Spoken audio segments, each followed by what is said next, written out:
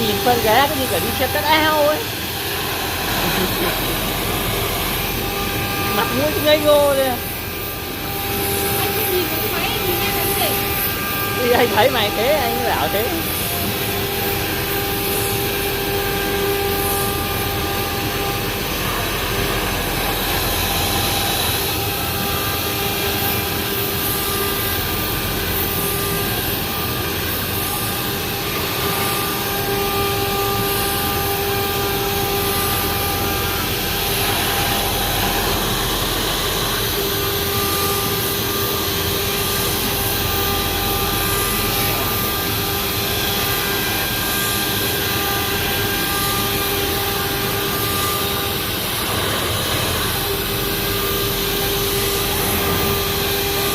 Đây là mình tính cắt rồi chiều dài rộng rồi khung rồi đây đúng không?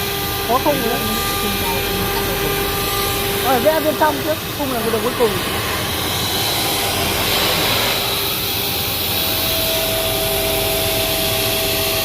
À khung là nó dùng cái con này nó quen luôn chứ không phải dùng cái bé kìa em. Bé cái cắt giờ thôi gì.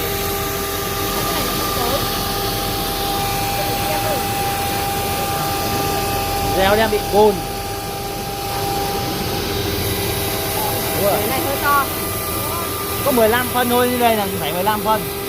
Đây này, hình của anh ở đây này.